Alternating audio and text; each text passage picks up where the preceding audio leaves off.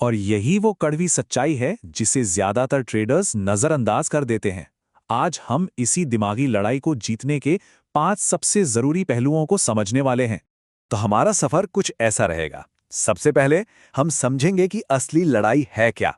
फिर भावनाओं पर काबू पाना सीखेंगे। इसके बाद अनुशासन की आदत कैसे डालें ये जानेंगे। फिर बाजार में टिके रहने की कला, और आखिर में ये समझेंगे कि असली जीत बाजार पर नहीं बल्कि खुद पर कैसे पाई जाती है। देखिए, किसी के पास दुनिया का सबसे बेहतरीन ट्रेडिंग सिस्टम क्यों ना हो, वो किसी काम का नहीं अगर उसे चलाने वाला ट्रेडर अपने मन को ही कंट्रोल नहीं कर सकता। असली लड़ाई असल में यहीं से शुरू होती है। बाजार को ना एक आईने की तरह समझिए। ये किसी की स्ट्रैटेजी को नहीं देखता बल्कि उसके अंदर छिपे डर, लालच और अहंकार को दिखाता है।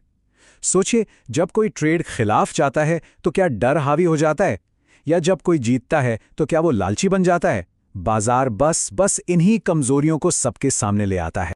तो फिर इस दिमागी लड़ाई को जीतने का पहला स्तंभ क्या है? वो है अपनी भावनाओं पर महारत हासिल करना। यही वो ताकतें हैं जो पर्दे के पीछे से हर ट्रेडिंग के फैसले को कंट्रोल करती हैं।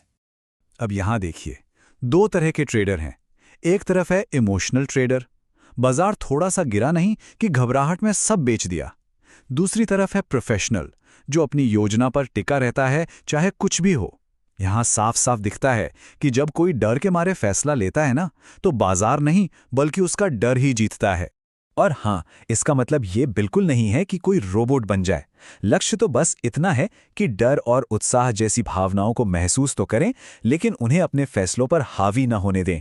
एक सच्चा प्रोफेशनल नुकसान होने पर भी शांत रहता है और बड़ा मुनाफा होने पर भी जमीन पर रहता है। इसीलिए हर ट्रेड लेने से पहले बस एक पल रुककर खुद से ये सवाल पूछना बहुत जरूरी है। मैं ये ट्रेड डर की वजह से कर रहा हूं या अपनी स्ट्रैटेजी की वजह से?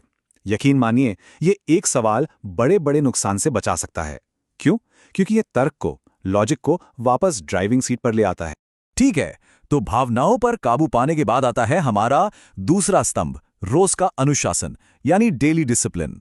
मानता हूं ये ट्रेडिंग का सबसे ग्लैमरस हिस्सा नहीं है, लेकिन यही वो रीढ़ की हड्डी है जो जीतने वाले ट्रेडर्स को भीड़ से अलग करती है।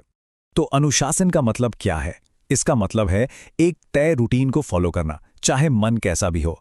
बाजार खुलने से पहले एनालाइज करना, ट्रेड से पहले अपनी चेकलिस्ट देखना और हर ट्रेड के बाद जर्नल लिखना। ये आदतें इमोशंस को दूर रखती हैं और एक प्रोसेस पर टिकाए रखती हैं, भले ही पिछला दिन कितना भी खराब क्यों ना गया हो। अनुशासन को ना एक मसल की तरह समझिए। इसकी असली परीक्षा तब नहीं होती जब कोई जीत रहा हो, नहीं, बल्कि तब होती है जब लगातार हार मिल रही हो। असली सवाल तो ये है, क्या कोई लगातार 5 ट्रेड हारने के बाद भी अपने प्रोसेस पर टिका रह सकता है? चलिए, अब हम उस कला पर आते हैं जो किसी को इस खेल में लंबे समय तक बनाए रखती है। इसे कहते हैं जीवित रहने की कला, यानी रिस्क मैनेजमेंट।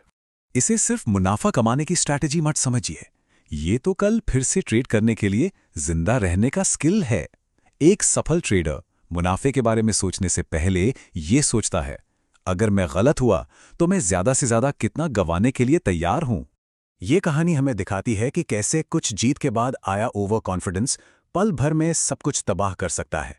जिस पल एक ट्रेडर ये सोचता है कि अरे ये ट्रेड तो 100% चलेगा और अपना सारा पैसा लगा देता है, असल में वो उसी पल अपनी बर्बादी की नींव रख रहा होता है। ये कितनी पावरफुल एनालॉजी है ना? ये इस बात पर जोर देती है कि कैपिटल को बचाना सबसे ज्यादा जरूरी है। अगर सेना बची रही तो अगली लड़ाई फिर से लड़ी जा सकती है।